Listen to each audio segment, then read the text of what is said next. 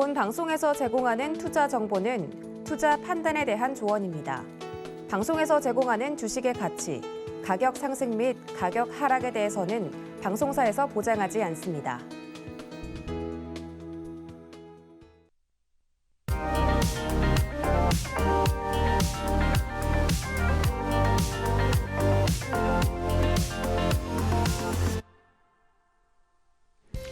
안녕하세요. 오늘은 제가 여러분들의 종목 고민까지 함께 들어드리도록 하겠습니다. 배트맨 3부, 내일 나의 종목은 진행을 맡은 이혜은입니다.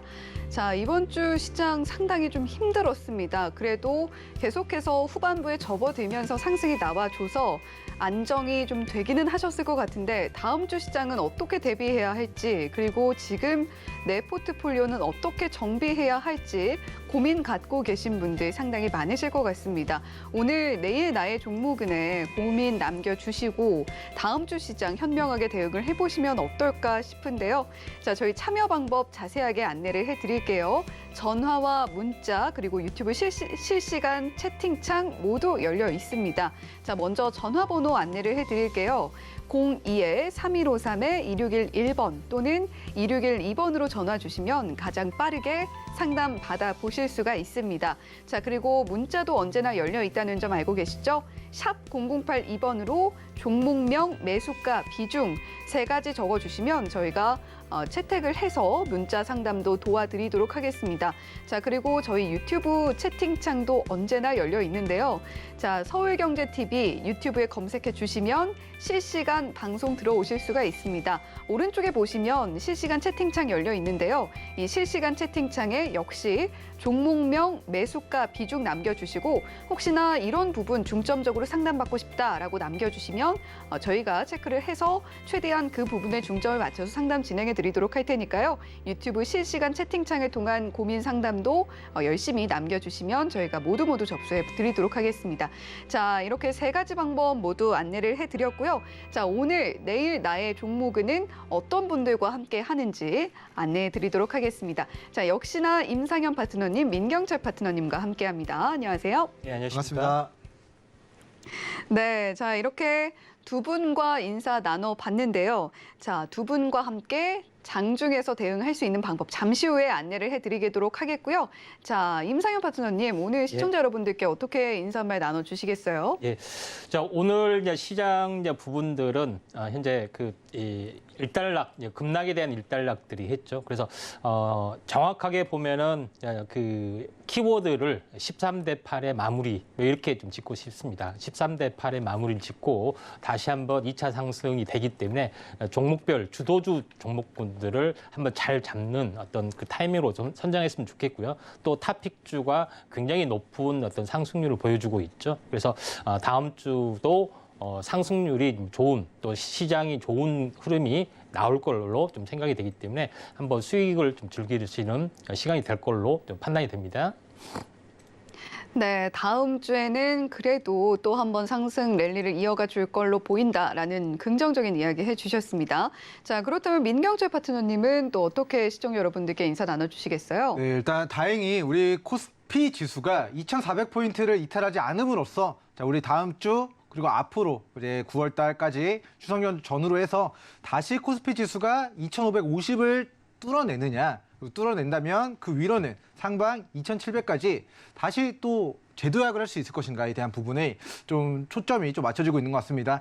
금리 인상한다. 그리고 9월 달 FOMC 회의 통해서 0.5%든 0.75%든 추가적인 금리 인상을 하고 금리 인상이 끝나는 게 아니라 연말까지 미국 기준금리가 3% 후반대까지 인상이 된다고 했을 때 이 악재들은 계속 공존을 연말까지 하는 거거든요. 근데 이렇게 유동성을 회수해 나가는 그런 악재들 속에서도 자, 오늘과 같이 해외 대형 경기부양책들, 수주에 대한 기대감들, 결국에는 그런 이슈와 모멘텀들과 실적이 좀 폭발적으로 증가할 만한 여지가 있는 종목군들이 시장에서 상한가도 가고 그리고 저희가 공부했었던 우리 임상현 파트너님이 이야기하셨던 S&T 중공업이나 제가 수요일에 이야기 드렸던 우리 오늘 장중 상한가를 갔었던 종목명이 지금 제가 갑자기 생각이 안 나가지고 네, 알티캐스트죠. 자, 전기차 충전소로 우리 수요일에 이야기를 드렸지만 자, RT 모빌리티와 카카오 모빌리티와 그런 협업에 대한 이슈로 오늘 상한가를 기록했습니다.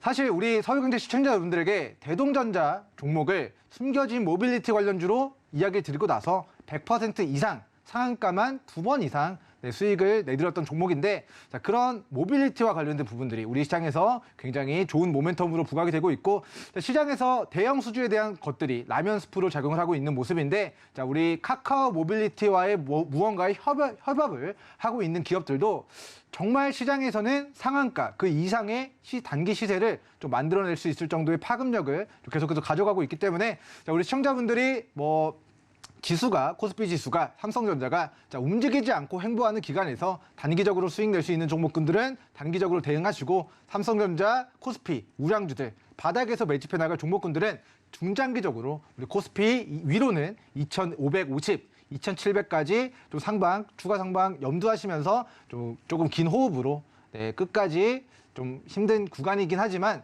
우리 기간 보유를 잘해서 끝까지 더 유리한 구간에서 매도하는 전략을 취해가시면 좋을 것 같습니다.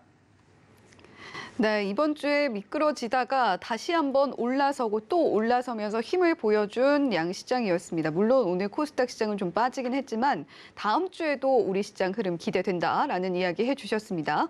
자, 이 두 분과 함께 다음 주 시장 어떻게 대응할 수 있는지 참여 방법 자세하게 안내해드리겠습니다.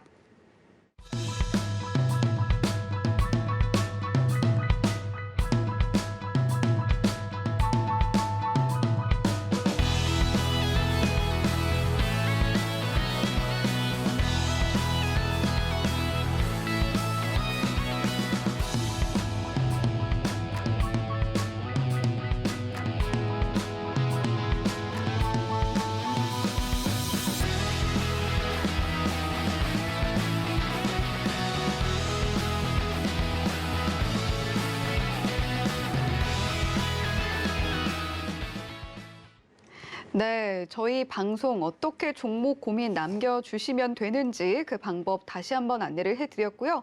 자, 그리고 임상현 그리고 민경철 파트너님과 함께 다음 주 시장도 대응할 수 있는 방법 역시 자세하게 안내를 해드렸습니다. 자, 그러면 이제 본격적으로 종목 상담 진행을 해보도록 할 텐데요. 자, 저희가 문자로 먼저 고민 내용 받아봤습니다. 자, 먼저 임상현 파트너님께서 진행을 해주시면 좋을 것 같은데, 문자로 들어온 고민, 테스 매수를 하셨고요. 매수가는 3만 원에 비중은 20%입니다. 테스 오늘 흐름 보면 0.25% 상승이 나왔고 2만 400원의 종가 형성이 되어 있기 때문에 우리 시청자님 매수가가 상당히 높다라고 느껴집니다. 자, 비중도 20%면 작다고는 할 수 없을 것 같은데, 자, 테스 갖고 계신 우리 시청자님 어떻게 대응하시면 좋을까요? 예. 테스 차트의 내용 보기 전에 제일 중요한 부분들은 테스는 전공정 장비 업체입니다. 그래서 그 전공정 장비하고 후공정 과정들이 있는데, 최근에는 후공정에 대한 어떤 매출 비중 중요도가 좀 증가가 되고 있기 때문에 후공정 장비에 대한 어떤 부분들의 모멘텀들이 굉장히 중요하게 좀 여기고 있는데, 테스는 전공정이라는 부분들, 그다음에 두 번째 부분들은 반도체 부분들이 이제 신성장 모멘텀, 또 성장 산업은 맞는데 오랫동안 있기 때문에 이게 굴뚝주에 거의 가깝습니다.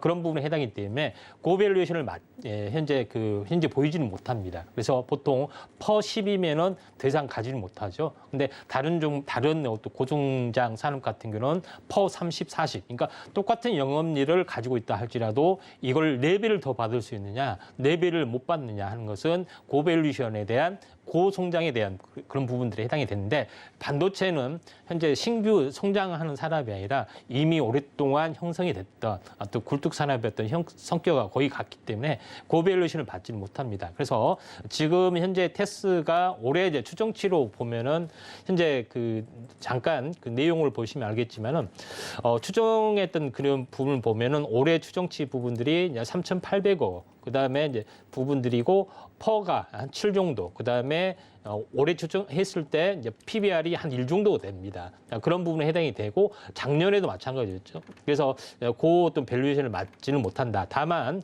제일 중요한 것은 반도체 겨울이 오니 뭐 하더라도 이미 이제 주가에 많이 반영이 됐고요. 그다음에 제가 이야기했죠. 주가는 반토막에 시작이 된다고 37,000원, 38,000원에 해당이 되기 때문에 저점이 어디입니까? 반토막이면은 19,000원이죠. 그러니까 여기가 당연히 저점이 될 수밖에 없는 뭐 그런 상황이다. 이렇게 좀 생각이 되고 다만 지금에 대한 부분들은 저평가 영역에 좀 해당이 되기 때문에 다시 한번 기술적 반등들이 약간 들어와질 수 있는 위치다. 그래서 매수가가 3만 원 정도가 좀 됐는데 지금은 물타기를 하셔야 됩니다. 근데 물타기를 하셔야 되고 비중이 좀 20%가 있기 때문에 너무 많이 타지 마시고 한 5% 정도 좀 타서 최대한 약하게 좀 해가지고 어느 정도 반등이 좀 들어와줄 확률이 많은데 이 박스권이죠.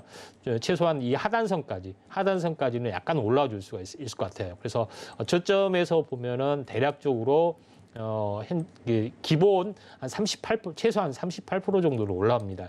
26,000원 정도까지는 약간 올라줄 수가 있기 때문에 물타기를 해서 평균 단가를 좀 낮춘 상황에서 한 26,000원 정도가 오면은 약간 매도를 좀 하셔야 되지 않겠냐 좀 생각이 되기 때문에 한 5%에서 10% 정도의 현재 물타기가 가능하다. 다만 지금은 이제 추세 이탈로 될 가능성도 없지 않아 있기 때문에 만약에 이제 19,500원이 깨지게 되면은 21이평선이 현재 그 저항을 맞고 다시 한번 떨어지는 그렇게 만약에 사태가 올 수 있습니다. 저는 그렇게 생각하지 않지만은 만약에 그 사태가 오면은 19,500원이면은 약간 손절을 하셔야 된다. 19,000원 정도 이렇게 대응 전략 세운 상태에서 현재 오 정도 21선 올라탔기 때문에 21선 깨지 않는 선에서는 약간 물타기를 하시면서 반등 시 빠져나온 전략들 좀 하시는 게 좀 좋을 것 같습니다.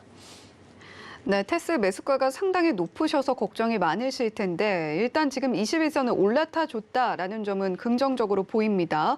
26,000원까지 올라올 수 있을 걸로 보고 계신데 평단가를 좀 낮춰보시면 좋겠다라는 이야기를 해주셨습니다. 26,000원 부근에서 매도하는 전략을 세워보시면 좋겠는데 만약에 19,500원, 19,000원대가 깨진다면 손절 대응도 각오를 좀 하셔야 될 것 같다라는 이야기 임상현 파트너님께서 해주셨습니다. 자, 이렇게 테스에 대한 고민 첫 번째로 이야기 나눠봤고요. 자, 이번에는 두 번째 고민으로 넘어가 보도록 하겠습니다. 자, 역시 문자로 들어온 고민인데 자, DB 하이텍 고민 남겨주셨습니다. 매수가는 47,000원에 비중은 20%고요. 자, DB 하이텍 오늘 흐름 보면 4.03% 그래도 상승이 나와줬습니다. 46,500원의 종가 형성이 되어 있어서 오늘 종가 대비 우리 시청자님의 매수가는 500원 정도 더 높은 상황입니다. 자, 민경철 파트너님, DB 하이텍은 어떻게 대응하시면 좋을까요? 네, 동사는 실적이 올해 폭발적으로 증가하게 될 것으로 예상이 되고요. 그리고 올해 반기보고서 제출이 됐는데 실적이 굉장히 작년 동기 대비해서 급격하게 증가를 했고 이러한 부분들이 일시적인 게 아니라 내년에도 내후년에도 이러한 호실적을 꾸준하게 이어가게 될 것으로 예상이 됩니다. 삼성전자가 시가총액 400조가 깨지고 지금 시가총액이 340조인데 우리 DB하이텍은 시총 2조인 반도체 기업이기 때문에 DB하이텍 종목 상담이지만 삼성전자 차트를 잠깐만 보면서 비교를 하면서 좀 설명을 들어보도록 하겠습니다.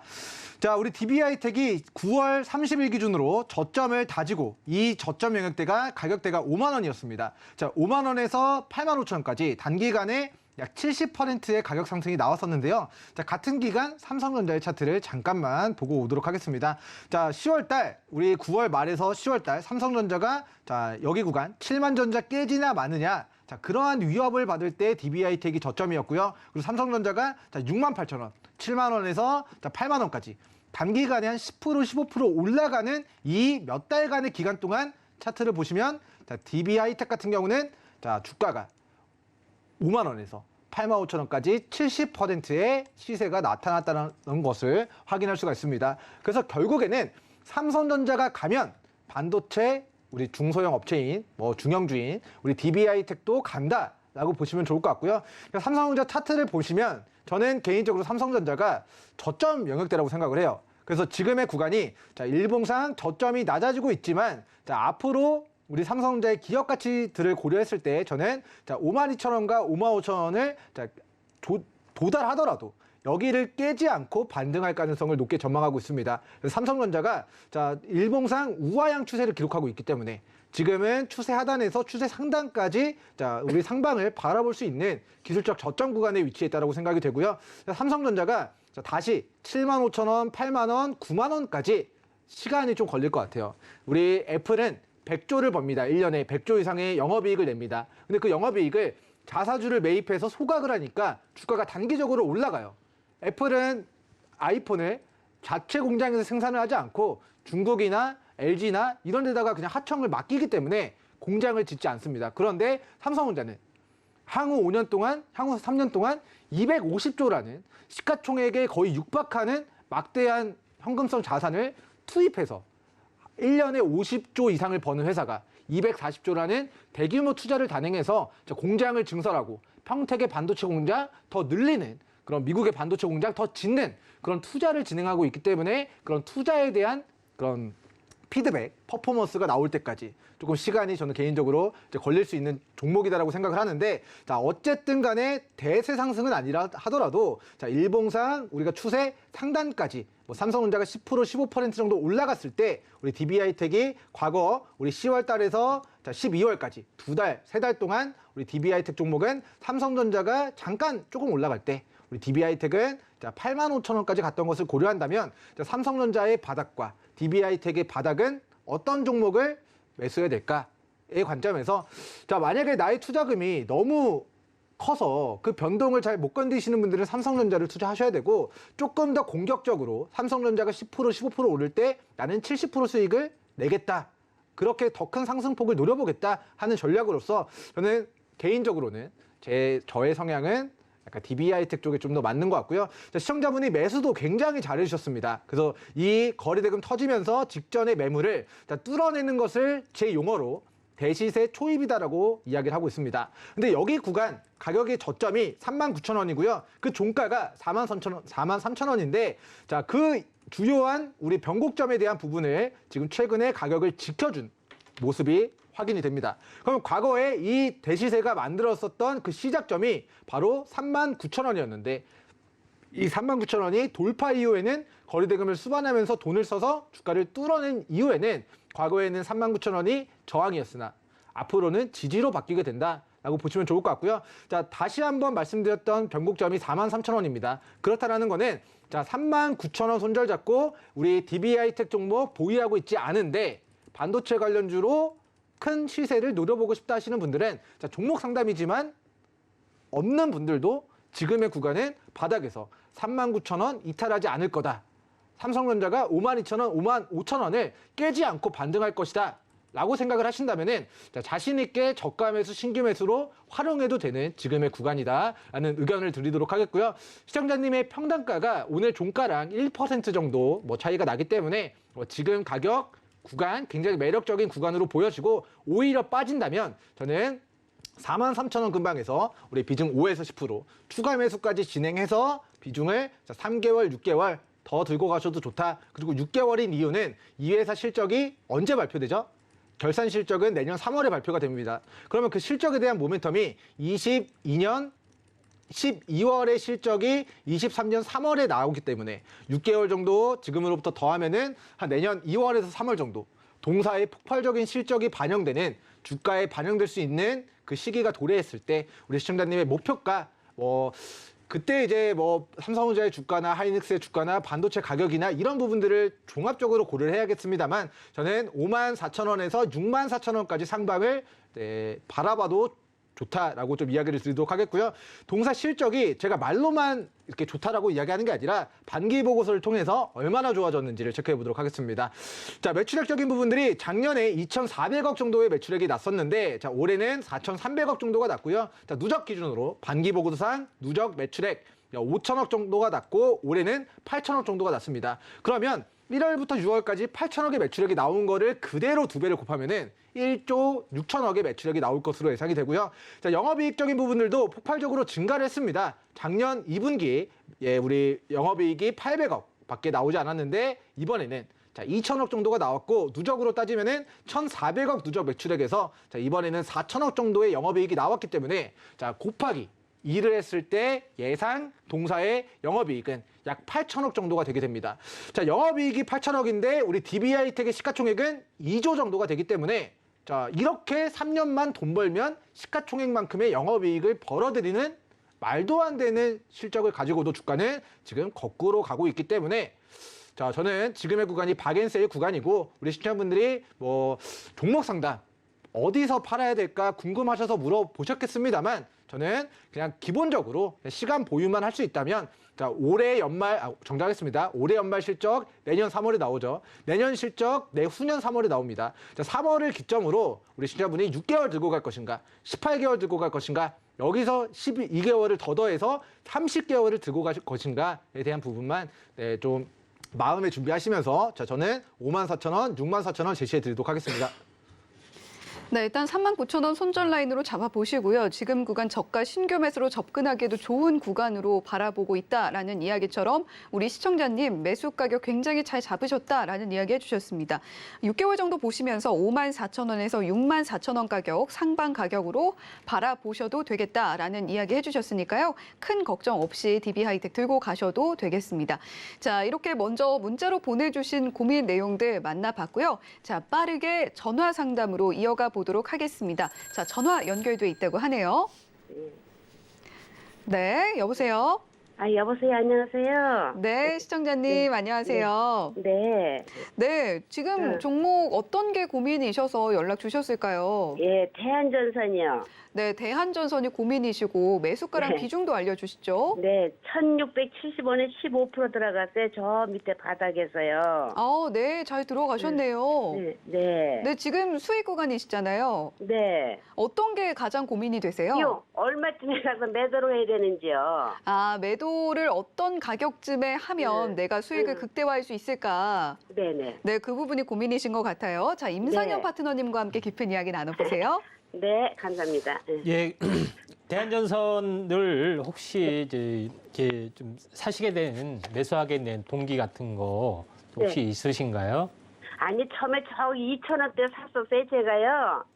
그 대한전선을 언제 네. 샀냐가 아니라 네. 그 대한전선에 그게 눈에 꽂혀가지고 사게 된 네. 종목이 많잖아요. 왜 네, 대한전선을 맞아요. 샀는지. 구리도 뭐 구리 가게 뭐 어쩌고 저쩌고 들은 소리가 좀 있어서요. 그래서요? 네. 예, 네. 예, 알겠습니다.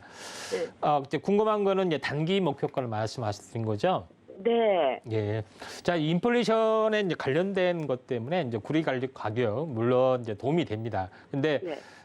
사실 뭐 가장 웃긴 이야기가 뭐냐면은 구리 네. 가격이 오르면은 전선 가격으로 또 당연히 오르기 때문에 상승한다. 근데 네. 구리 가격이 내려지면은 마찬가지로 이미 현재 전체 매출에 대한 원가가 내려가니까 원가에서 내려가기 때문에 상승한다. 네. 이게 구리 가격이 오르든 내리든 똑같이 올라간다고만 이야기를 합니다. 그러니까 네. 이게 나와서 이야기를 보통 애널리스트들이 많이 이야기해요. 근데 그건 네. 잘못된 거고요. 가장 중요한 대한전선이 올라가는 부분들은 최근 신재생 에너지, 전력난 이런 것들이 굉장히 심각하잖아요. 그러죠? 네네. 예, 네. 중국에 얼마 전에 뭐 가뭄 때문에 수력 네. 발전, 그러니까 그 발전할 수 있는 현재 주수지가 다 말라 떨어졌다, 뭐 그런 것도 있고요. 또 네. 현재 우크라이나 관련된 것도 이제 마찬가지죠. 겨울에 난방도 제대로 못 하겠는데 어떻게 네. 산업 생산을 할 수 있느냐, 뭐 이런 것들도 있잖아요. 그렇게 네. 되면은 필요한 게 뭐냐면은 스마트 그리드, 다시 말해서 전력을 이렇게 효율적으로 배출하는 것도 있고요. 또 첫 번째는 거기에 이제 들어가는 부분들. 두 번째는 뭐냐면은 해상 풍력이나 뭐 신재생이나 태양광이나 다 설치 다 좋아요. 근데 네. 그걸 또 뭘로 인프라를 깔게 돼요? 전선을 깔게 되죠. 그래서 네. 해상 인프라 같은 경우는 거기 설치만 해두고 뭐예요? 배선을 다 깔아야 되잖아요. 해상 케이블로. 근데 네. 여기에 이제 다 들어가기 때문에 대한전선이 뭐 3대 메이커 중에 하나입니다. LS그룹하고 대한전선하고 네. 일제일전기. 그런 부분 때문에 성장성 또는 나머지 뭐 신재생 종목군들, 원전, 그다음에 태양광, 풍력 이런 종목군들 올라가면 자동적으로 전력 인프라 종목이 올라갈 수밖에 없어요. 그래서 네. 종목은 어떻게 보면은 단순히 구리에 이제 꽂혀가지고 사신 건데 네. 우연의 일치로 이제 보고를 받으셨죠. 어쨌든 간에 이런 네. 여러 가지 이유 때문에 올라갈 수가 있다. 그래서 네. 잘 사신 거다. 그렇게 제가 칭찬을 드리고 싶어서 말씀을 드린 겁니다. 네, 자, 네, 그러면 감사합니다. 차트를 보면서 말씀을 좀 드리도록 하겠습니다. 네, 자, 네. 차트를 보면은 네. 한번 크게 상승했던 이제 주가가 현재 고점을 찍고 조정을 보였습니다. 조정을 보이고 여기가 이제 진바닥이었다가 이제 네. 현재 상승하고 눌림목을 받았습니다. 보통 주가는 2단으로 올라갈 수가 있습니다. 그래서 이 진폭의 종수배만큼은 기본적으로 올라갈 수가 있어요. 최종 네. 고점은 아니지만은 한번 팔아야 될 또는 마디 매매를 해야 될 가격이 22,000원이다. 2,200원이다. 이렇게 좀 생각이 됩니다. 그래서 네. 2,200원까지는 올라갈 확률이 많고 내일은 좀 속임수목이 떨어질 수는 있어요. 그렇지만은 네. 한 번 더 들고 가시면은 2,200원은 최소한 현재 볼 수가 있다. 좀 생각이 되기 때문에 그대로 가져가셔서 2,200원의 한 절반 정도라도 하고 장기적으로는 한번 신고가 나올 것 같습니다. 도움이 되셨나요? 네네. 그 중기로 가져가면 더 들고 갈 수도 있어요, 네, 선생님? 곡선 어느 정도 좀 파시고 네. 현재 하시고 만약에 수익이 나시면 어디에 오시라고요? 아래에 노란톡에 오시면 돼요. 아, 네, 그러죠? 네네. 네. 네. 아유, 감사합니다. 예, 성공 투자하세요. 네, 지금 에너지 관련주들 굉장히 주목을 받고 있는데 전선 관련주 역시 그 수혜주로서 우리 시청자님께서 종목 선택을 굉장히 잘해주셨다라는 이야기 임상현 파트너님께서 해주셨고요. 지금 오늘 종가가 1,915원인데 2,200원까지는 무난하게 올라줄 걸로 보인다라고 말씀을 해주셨으니까 이 가격대에서 마디 매매 한번 진행을 해보시고 만약에 중장기로 가져가게 되기에도 괜찮은 종목이다라는 이야기까지 함께 덧붙여 주셨습니다. 자, 이렇게 전화로 고민 남겨주신 대한전선 이야기 함께 진행을 해봤고요. 자, 계속해서 다음 전화 상담으로 이어가 보도록 하겠습니다. 네, 시청자님 안녕하세요. 네, 안녕하세요. 네, 어떤 종목이 고민이 되셔서 연락 주셨어요? 카카오 페이스, 카카오페이. 아, 네, 카카오페이 고민이 되시는군요. 예. 네, 혹시 매수가랑 비중 어떻게 되실까요? 매수가는 6,000원이요. 76,000원. 네, 비중은요? 그리고 비중은 50%예요. 네, 카카오페이 매수를 하셨고 76,000원에 50% 비중이 꽤나 크시네요. 예, 근데 너무 빠져요. 아, 그렇죠. 지금 종가가 63,700원이어서 고민이 상당히 많으실 것 같은데 네. 어떤 부분이 지금 좀 중점적으로 고민이 되실까요? 아니, 여기서 추가 매수로 들어가야 되나 아니면은 어떻게 좀 저거를 해야 되나 걱정이요. 올라가려나 아니면 어떻게 되나. 네, 지금 일단 지금 시점에서 추가 매수를 할지 아니면 손절을 어느 정도 감행을 해야 될지 이 부분이 예, 제일 예. 고민이 되시는 것 같아요. 자, 민경철 파트너님과 함께 더 깊은 이야기 나눠보세요. 예. 네, 시청자님 안녕하세요. 네, 안녕하세요. 네, 일단 최근에 이제 은행권의 초대형 악재로 자리했던 부분 중에 하나가 자, 충전을 해가지고 간편 송금을 하는 거를 정부에서 좀 규제할 수도 있다라는 그런 지침들이 내려오면서 카카오뱅크, 카카오페이, 네이버페이 이런 쪽과 핀테크와 관련된 종목군들이 사실 지난주부터 굉장히 좀 주가가 좋지 못한 흐름을 가져갔던 것 같습니다. 그래서 지금은 좀 해외 원전 수주나 이런 인프라, 대형 인프라 그런 쪽으로의 좀 수급이 좀 몰려가고 있는 상황이고, 자, 카카오뱅크나 이런 핀테크 업체들도 사실 금리 인상 수혜주인데, 자, 그런 수혜주들이 정부가 카카오톡 내에서 송금을 못하게 막고 네이버페이 내에서 송금을 못하게 막을 수도 있다라는 확신이 아니라 그런 확정이 아니라 그럴 수 있다라는 우려가 지금의 주가에 좀 반영이 된 거라고 생각됩니다. 그래서 카카오뱅크나 카카오페이나 이렇게 간편 송금을 하는 토스와 이런 업체들이 지금 다 반박 기사들을 다 준비해 나가고 있는 상황이고, 제가 이제 파악한 바로는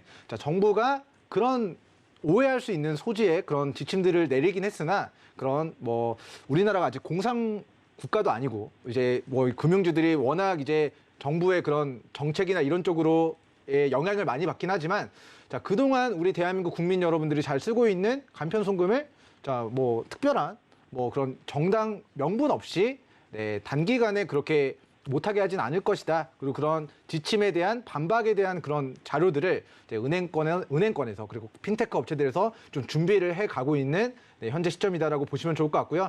자, 어쨌든 이게 보유자분의 입장에서는 악재로 인해서 주가가 무너졌기 때문에 좀 불안해하실 것 같은데, 자, 이 주식은 개인적으로는 좀 길게 바라봐야 되는 주식이고요. 자, 이 회사는 사고 싶어도 못 사는 품절주에 좀 가까운 주식이다라고 좀 설명을 먼저 드리도록 하겠습니다. 자, 카카오와 그 카카오페이 우리 사주가 지분을 2% 갖고 있어서 더하면은 거의 시장에 유통되어 있는 주식수가 11% 정도밖에 개인 주주분들이 가질 수 없는 주식입니다. 그래서 카카오페이가 시총이 8조 6천억 정도로 덩치가 굉장히 큰 회사거든요. 근데 이제 반기보고서상 주주의 구성을 보면은 대주주 카카오가 지분 47%를 가지고 있고요.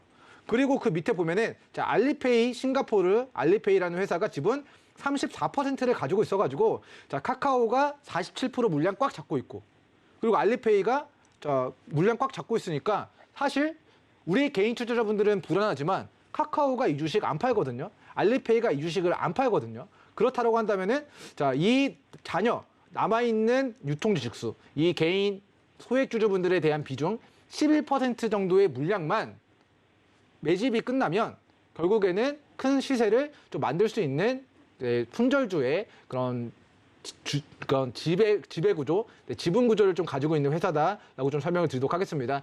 자, 아직까지는 동사가 실적에 기반해서 움직이는 종목은 아니지만, 자, 이에 같은 카카오뱅크의 차트를 보도록 하겠습니다. 최근 간편 송금 못한다고 해가지고 주가가 9만 원에서 27,000원까지 낙폭을 보였는데, 더 이상의 하방 경직이 나타나고 있지 않습니다. 자, 이 국민은행이 카카오뱅크 블럭딜로 물량을 던졌다 했던 날이 8월 19일이었는데요. 자, 이때 대량의 거래량으로 국민은행이 카카오뱅크의 물량을 블럭딜로 던지는 거를 다 받아내고 저점을 지지해주고 있다는 거는, 자, 카카오뱅크의 단기 저점이 저는 27,000원을 다졌다라고 좀 개인적인 견해를 밝혀드리도록 하겠고요. 자, 카카오뱅크가 직전의 저점을 좀 명확하게 다지는 모습이 나타났기 때문에, 자, 거의 비슷한 사업을 영위하고 있는 핀테크 업체 카카오페이도 지금의 구간이 저는 저점 구간에 위치해 있다라고 좀 의견을 드리도록 하겠습니다. 그런데 이제 시청자분의 평단가가 손실 구간이기 때문에 시간이 조금 걸릴 것 같아요. 우리 작년에 이 주식이 25만 원까지 폭등이 나왔었고, 이 주식의 공모가가 9만 원입니다. 그리고 이 9만 원에 사겠다라고 기관들, 외국인들, 개인 투자자분들 다 줄 서가지고 청약 경쟁률을 뚫고 산 가격이 9만 원인데, 시청자님의 단가는 9만 원보다 낮죠. 그러니까 장기적으로 보면은 저는 중기적인 목표가가 9만 원.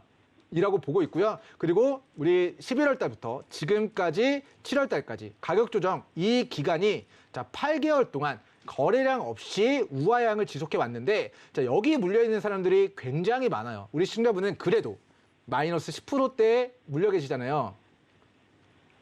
근데 이제 다른 분들은 25만 원에 샀으면 지금 마이너스 75%라서 이거를 뭐 어떻게 해야 될지 그냥 묻어놓을 수밖에 정답이 없는 게 물려 계신 분들이 굉장히 많은 종목 중에 하나입니다. 그리고 심지어 우리 신규 상장 직후에 만들었었던 박스권 라인이 23만 원, 14만 원 구간이기 때문에 반토막, 3분의 1 토막, 4분의 1 토막까지도 물려 있는 종목이라 여기 있는 매물들을 소화하기 위해서는 8개월 동안 조정받은 기간 동안 매수했던 모든 분들이 지금 거의 손실 구간이시고, 이 물량을 바닥에서 우리 주주분들이 물량을 던지고 그 물량들을 나중에 주가가 끌어올랐을 때 수익을 내기 위한 자들이 바닥에서 매집이 완료돼야 그 다음에 대세 상승 구간으로 접어들 수 있는데, 이 기간이 8개월이었기 때문에 지금의 2달과 플러스 6개월 정도 기간 동안에는 이러한 박스권의 등락을 한 6개월 정도 더 가져갈 수 있다고 저는 생각이 됩니다. 그러면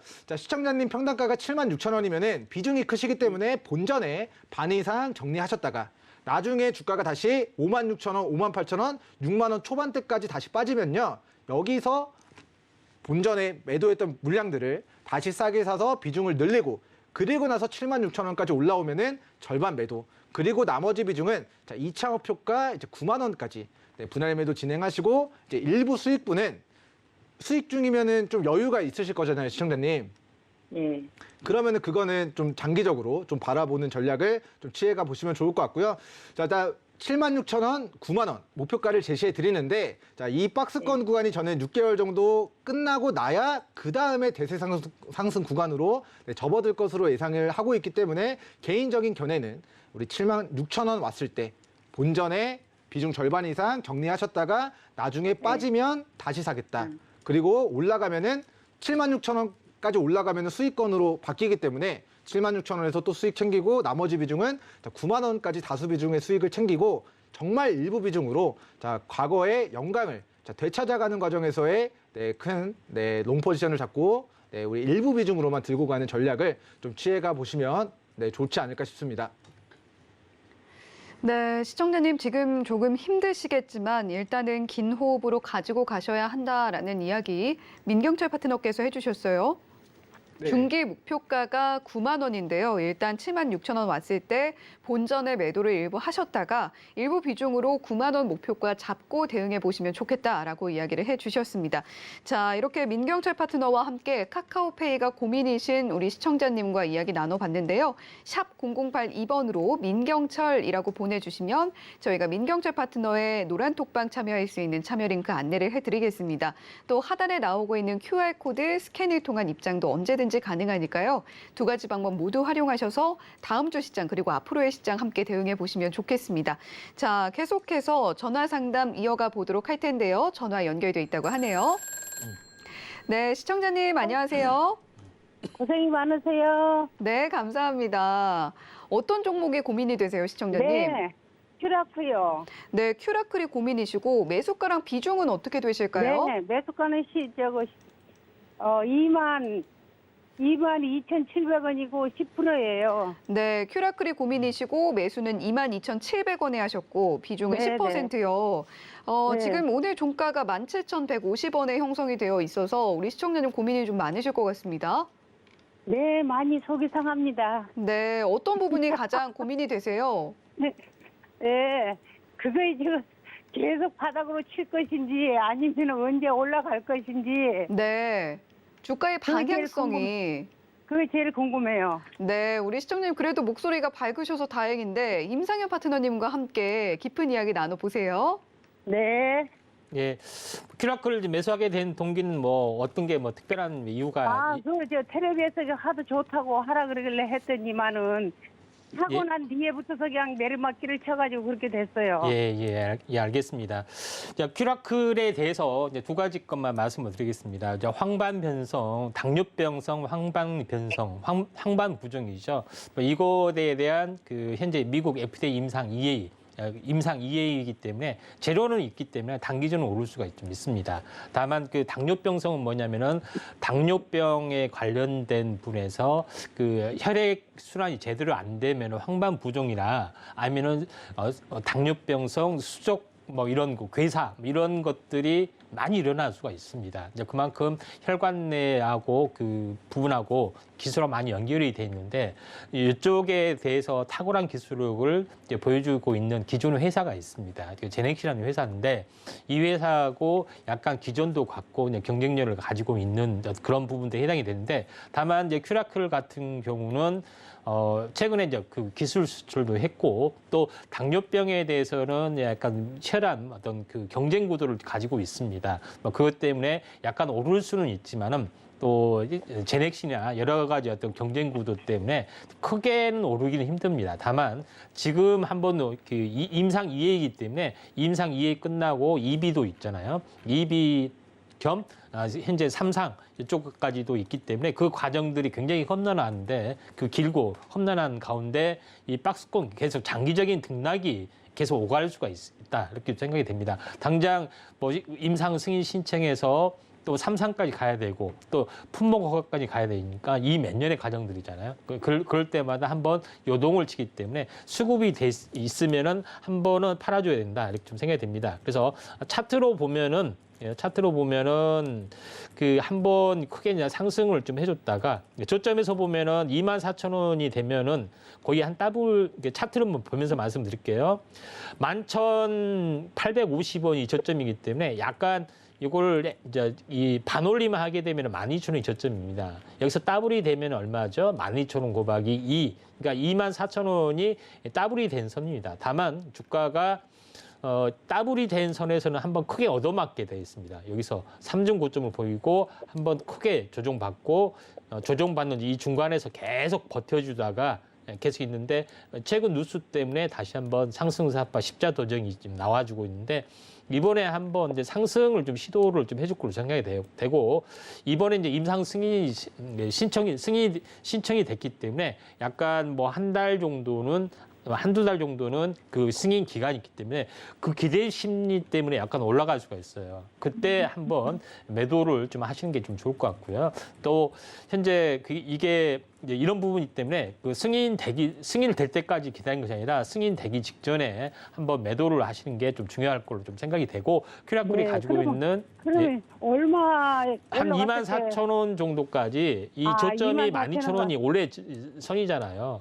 자꾸 24,000원에 부딪힙니다. 그래서 24,000원에 한번 팔아주시는 게 좀 좋지 않느냐 이렇게 좀 생각이 좀 되고 아직 재료가 감사합니다. 끝나지는 않았습니다.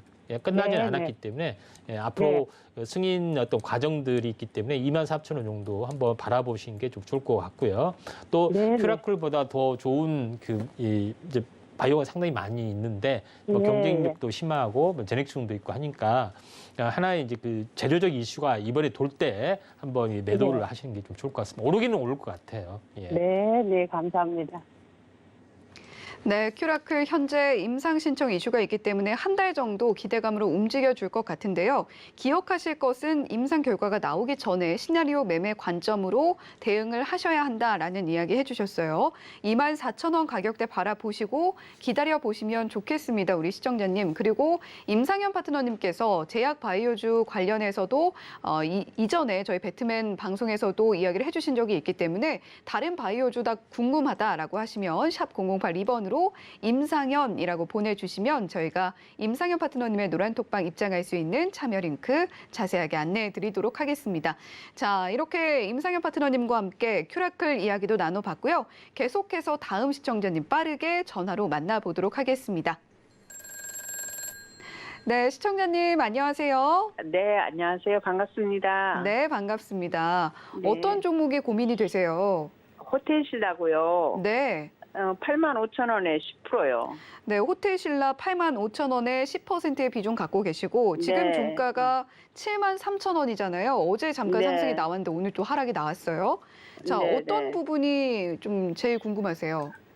이거를 추가 매수를 하자니 더 비중만 늘리나 싶기도 하고 이거 지금 해도 되는지 좀 여쭤보고 싶어서요. 네, 지금 비중을 더 늘려서 평단가를 낮추는 것에 대한 고민이 깊으신 것 같아요. 네, 네. 네, 민경철 파트너님과 함께 깊은 이야기 나눠보세요. 네, 감사합니다. 네, 일단 시청자님 저는 개인적으로 동종목의 이제 추가 매수는 진행하지 않고 이제 동종목을 조금 길게는 내년 1월 달까지 좀 보유하셔가지고 본전권 도달했을 때 그냥 본전권에 출구 전략을 세우고 좀 빠져나오시는 게 좀 좋지 않겠나라는 좀 의견을 드리고 싶습니다. 일단 네. 회사가 이제 호텔신라 이제 숙박업을 같이 영위를 하고 있는데 그런 이제 리조트나 이런 그런 숙박업에 대한 매출액은 10% 정도밖에 안 되고 면세점에 관련된 매출액이 동사 매출액의 90%를 차지하고 있습니다. 근데 지금 중국 쪽에 마카오 쪽이나 홍콩 쪽에 관광객들이 많이 가야지 면세점, 내국인, 외국인 관광객들이 동사의 그런 제품들을 우리 이제 호텔신라 면세점을 이용해서 매출액이 크게 좀 증가할 여지가 있을 텐데 지금은 중국이 코로나 제로 코로나 정책으로 인해서 그런 중국으로 사실 우리가 여행 가야겠다라는 생각을 지금 잘 못하고 있거든요. 네. 지금 우리나라 지금 국민들 뭐 조사한 결과가 1위가 일본, 2위가 지금은 이제 베트남으로 바뀌었다라고 해요. 그래서 지금 동사가 어디 지금 면세점을 오픈했는가 반기 보고서를 보고 좀 살펴보면은 일본 동경에 이제 면세점 하나 가지고 있고요. 그리고 우리 제주공항과 김포공항과 신라스테이 등의 뭐 면세점을 이제 개관을 했는데 다낭, 베트남 그리고 중요한 거는 베트남 시장보다 홍콩과 마카오 즉 이제 중국 국가로부터 이 면세 판매를 허가를 받아야 되는데 공산당이기 때문에 받기 어려운 이 홍콩과 마카오의 면세점 사업권을 취득해 놓고 그 엄청난 시장을 활용을 못하고 있는 것 같아요. 지금의 시장이.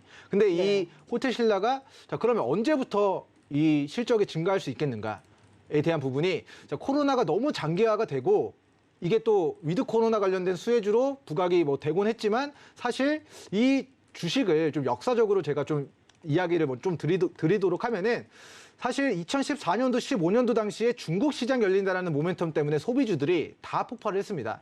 제약 바이오 종목, 화장품 관련주들, 그리고 중국 사업 진출한다. 우리 5천만 인구한테 뭐 파는 게 아니라 자, 중국 14억 인구한테 파는 모멘텀 때문에 자, 호텔 신라가 주가가 14만 원까지 갔었고요. 자, 통상적으로 삼성전자도 그렇고 뭐 현대차도 그렇고 지금의 아모레퍼시픽도 그렇고 자, 경영권 승계에 대한 문제들이 나타나면은 주가가 왜 그런지 모르겠는데 자, 우리 사드보복 한한령으로 사드 피해주로 주가가 4만 원까지 빠진 것도 있고 자, 이때 당시에는 당시에 이제 이건희 고 이제 삼성전자 회장님께서 자, 건강상의 그런 문제들 때문에 승계 문제가 조금 이슈화가 막 부각이 되기 전이었어요. 그런데 이제 별세했다는 이슈가 뜨고 이 삼성그룹을 이재용 부회장한테 물려주느냐 아니면 자, 이부진 회장한테 물려주느냐 자, 그거에 대한 테마주 삼성전자 이건희 회장님이 고 돌아가셨다. 그러면은 그거를 자, 자녀들 중에 장남한테 물려줄 거냐 아니면 장녀한테 물려줄 거냐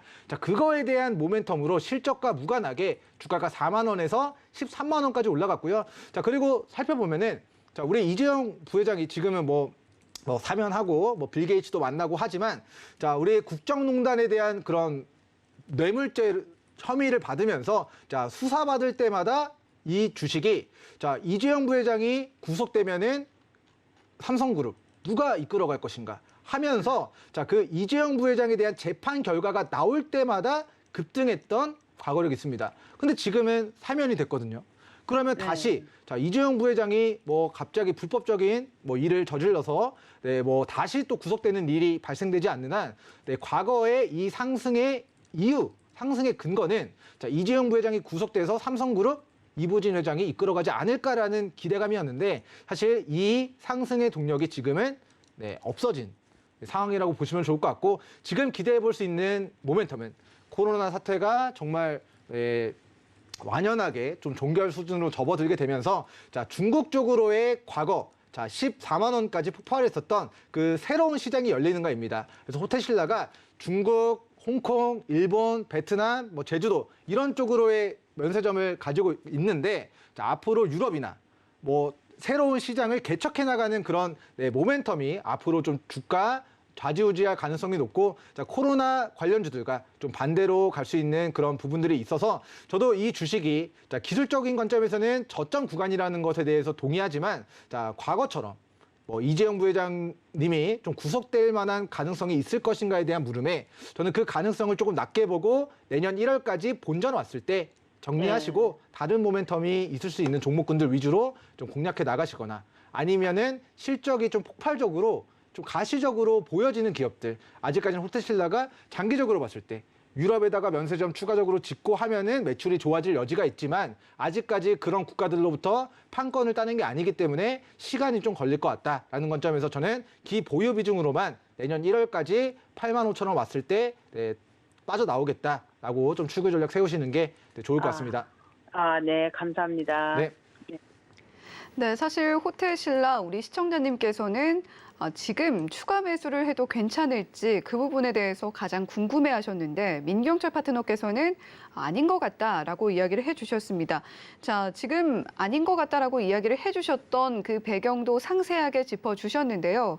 자, 지금 어제는 상승이 나왔습니다만 일본의 어떤 입국 규제 완화에 대한 상승이 나왔던 것이고 오늘 다시 하락이 나왔습니다. 그런 만큼 추가 매수 지금 시점에선 아니다. 조금 길게 보면서 매수가 도달했을 때 청산하는 관점으로 가져가 보자 이렇게 이야기를 해주셨습니다. 자, 이렇게 오늘도 임상현 파트너님 그리고 민경철 파트너님과 함께 상담 진행을 해드렸는데요. 금요일까지 우리 시청자 여러분들 모두 고생 많으셨습니다. 자, 저희는 이만 물러가 보도록 할게요. 시청해주신 여러분 고맙습니다. 그리고 본 방송에서 제공해드리는 정보는 투자 판단에 대한 조언일 뿐 해당 종목의 가치와 수익률을 보장하지는 않는다는 점 말씀드리면서 여기서 물러가도록 하겠습니다. 시청해주신 여러분 고맙습니다.